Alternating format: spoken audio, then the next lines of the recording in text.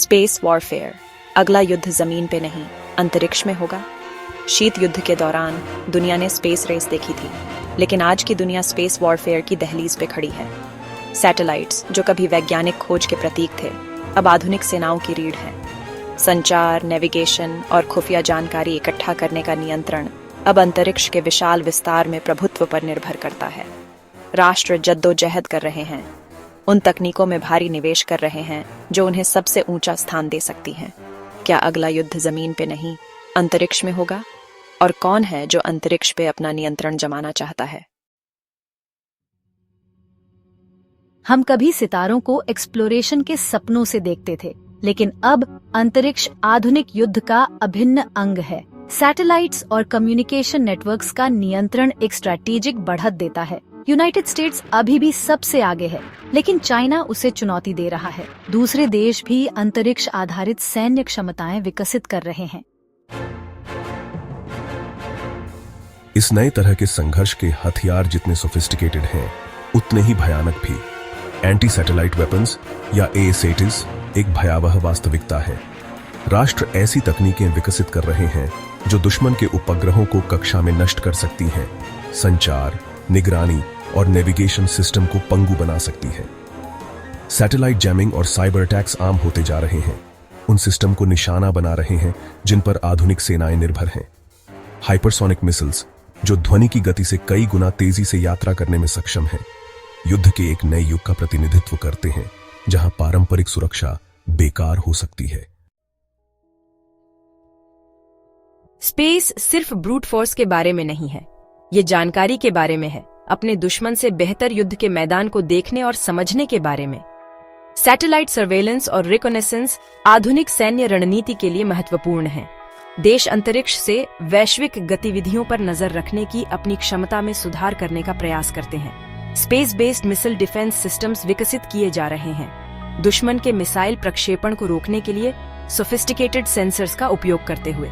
सितारों में एक ढाल की कल्पना करो, हमें बैलिस्टिक मिसाइल्स से बचाते हुए। अंतरिक्ष से इलेक्ट्रॉनिक वॉरफेयर, शक्तिशाली जैमर्स और सिग्नल डिसरप्टर्स का उपयोग करना आधुनिक युद्ध में आवश्यक है। जबकि कई राष्ट्र अंतरिक्ष क्षमताएं विकसित कर रहे हैं, एक महाशक्ति रूस सबसे आगे है। पहले से ही एक ऐसा सोफिस्टिकेशन स्तर हासिल कर चुका है जो प्रभावशाली और चिंताजनक दोनों है। इस राष्ट्र के पास कक्षा में उपग्रहों को नष्ट करने की क्षमता है, एक क्षमता जो उन्होंने 2021 के एंटी सैटेलाइट मिसाइल टेस्ट में प्रदर्शित की थी। वे अपने आर्सेनल में हाइपरसोनिक ग्लाइड व्हीकल्स को शामिल कर रहे हैं, अविश्वसनीय गति से वातावरण के माध्यम से पैंतरेबाजी करने में सक्षम हथियार, जिससे उन्हें इंटरसेप्ट करना अविश्वसनीय रूप से मुश्किल हो जाता है। इलेक्ट्रॉनिक वॉरफेयर में उनकी बढ़ती कुशलता सैटेलाइट कम्युनिकेशंस को बाधित करने के लिए डिजाइन किए गए अंतरिक्ष आधारित सिस्टम का विकास और तैनाती किसी भी भविष्य के संघर्ष में निर्णायक हो सकता है।